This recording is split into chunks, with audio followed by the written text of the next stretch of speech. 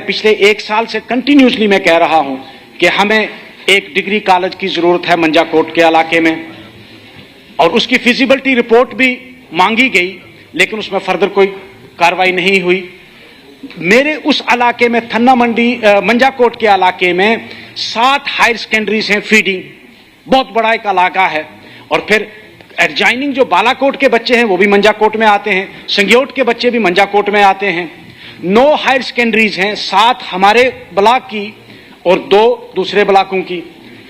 मैंने कहा था कि उसको प्रायोरिटी बेसिस पे इस साल कम से कम वहां क्लासेस शुरू की जाएं, ताकि बच्चियां हमारी जो हैं वो 10+2 के बाद ड्रॉप ना करें।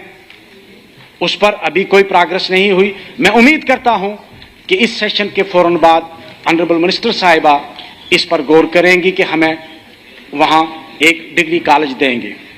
वहां पिछले 5 साल पहले एक मंजाकोट में गर्ल्स हॉस्टल बना था, क्योंकि वो बॉर्डर एरिया है, दूर दराज की बच्चियां वापस घर नहीं जा सकती हैं। हायर सेकेंडरी 6-7 हैं वहां, बहुत अच्छी बिल्डिंग बनी। आज से 3-4 साल पहले उसको सिक्योरिटी फोर्सेस ने ऑक्युपाई कर लिया है, उसको वापस आज तक नहीं लिया गया और वहां बच्चियों को नहीं रखा गया। मेरी गुजारिश है ऑनरेबल मिनिस्टर साहिबा से कि इस बार वो कोशिश करेंगे कि वो हॉस्टल जो है वो अपना वापस लेंगे।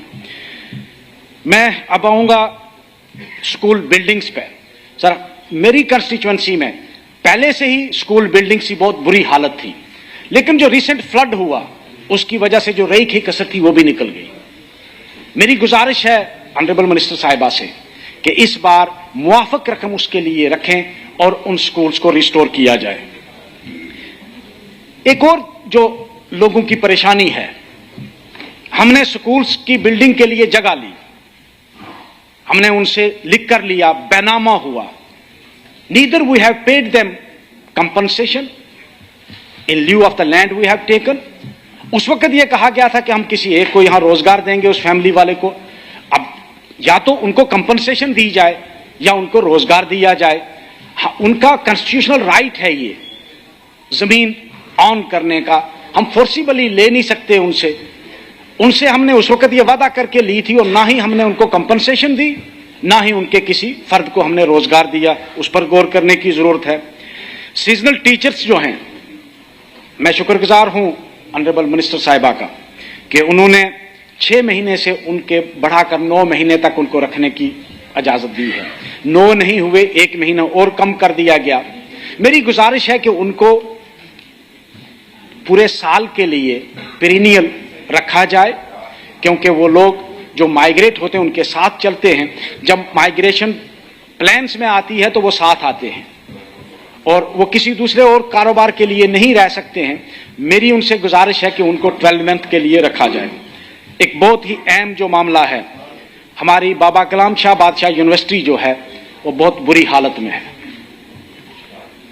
मेरे ख्याल में 1 प्रोफेसर है आज की डेट में उस यूनिवर्सिटी में, और पिछले 3 माह से स्टाफ को सैलरी नहीं मिली है, फंड्स अवेलेबल नहीं है। और यही हालत है असिस्टेंट प्रोफेसर की। और अगर आप रिकॉर्ड चेक करेंगे, there is a drastic decline in the enrolment. उसकी वजह यह है कि उसका स्टैंडर्ड नहीं रहा।